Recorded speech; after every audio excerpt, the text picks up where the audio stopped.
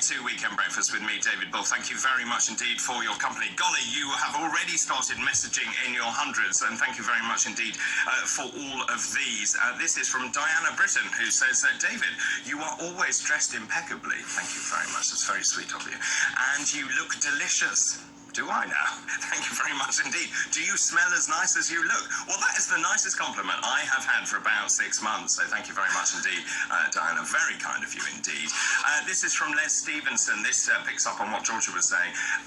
David, it is not only the self-employed who Rishi ignored. As a limited company, we were denied any grant support because we operate out of serviced offices, and our rates were included in our rent. Only the main ratepayer got support. Is that right?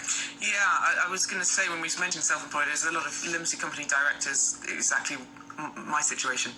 So yeah, they're absolutely right. I mean, that's very interesting indeed. This is from David Perry. He says, hi David, straight into the Tory leadership contest, which has to be the most tedious story in town.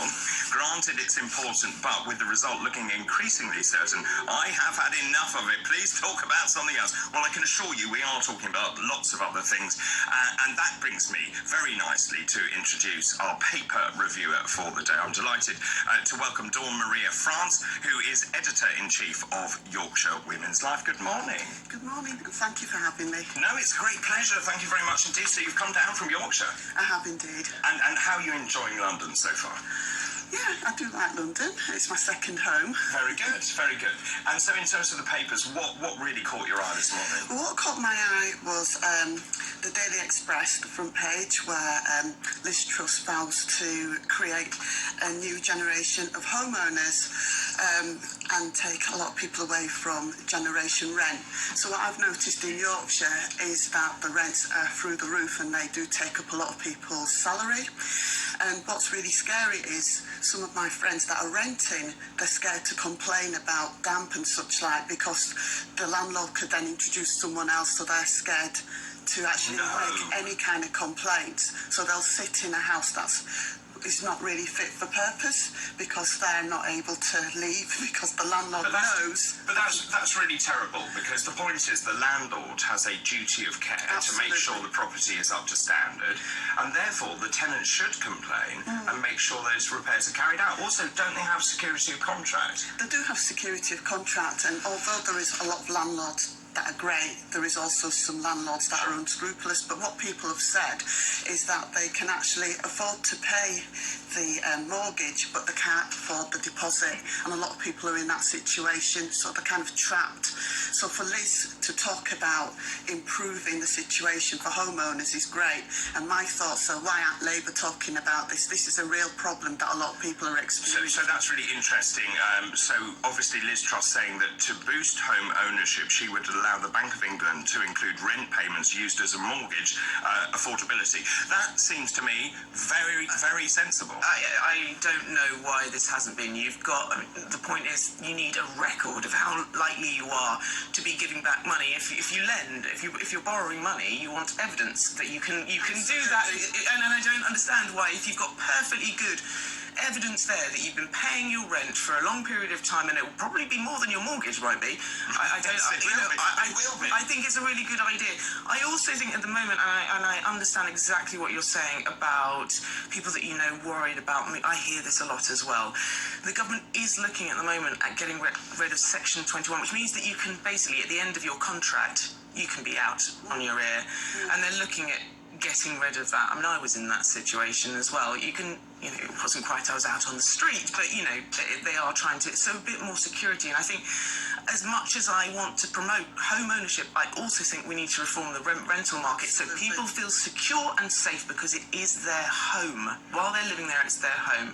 So I absolutely agree that I think we do need to have more home ownership, but reforming rental. I mean, I've often thought, if I lived in that situation, fortunately I paid off for my house, but if well done. That's amazing. It was hard work. I'm sure it was, but congratulations. But I've always thought that if I rented, I might be one of those people that might be quiet, because I'd be frightened of being put out on my ear, because some of the landlords are unscrupulous, and if you do complain, they see you as a troublemaker, and they do they do have people lined up. They know that as soon as you leave that property, they can get someone else to move into that property. It's a very precarious position to be in. And just with your ear to the ground, as you have in Yorkshire, what is the sort of view from people regarding this contest? How are people sort of favouring the two different candidates? Well, from what I can hear, is a lot of people are warming towards Liz, warming towards the fact that she did go to a state school, even though there's a little bit of controversy about that particular school, Roundhay, where she said that it was an average school and people are making out that it was the best school ever. Yeah. But that's her experience, and she talked about, although she didn't personally have that experience where she was left behind, she said she saw other children that were left behind, and I might have fallen into that category of being left behind as a person who's from a Windrush background, a working class background. I mean, I was written off at 13. I was told I'd never be able to become a journalist. Apparently, I looked too ethnic. I had the wrong colour skin, the wrong colour eyes, and so on. So I was told I would never really amount to anything at 13. So Who said that to you? that was a school teacher. So I understand that some people can be left behind, and Liz is saying she saw children get left behind who didn't have the kind of background that she did and that kind of lived experience, and I can relate to that. And a lot of people that have been in my position can say yes, they were in the same situation, particularly my friends that are working class white males. They have the same experience. So you as me. feel that Liz sort of has her finger on the pulse a lot more than Rishi does? Yeah, she's talking about the green levy, she's talking about the cost of living crisis, and who's not. And she's talking about, as I would say, the bread and butter issues that people are really struggling with. Yeah. So she did come across as a bit wooden initially. She did. Her performance wasn't great, but as she's gone on in the contest, she's warming and she's kind of finding her own feet. I mean, the debate in Leeds was pretty good, and she did come across a lot better. I couldn't agree more. Thank you for the moment, Dawn Maria. Thank you very much as well. More of the papers after this break. This is TalkTV Live.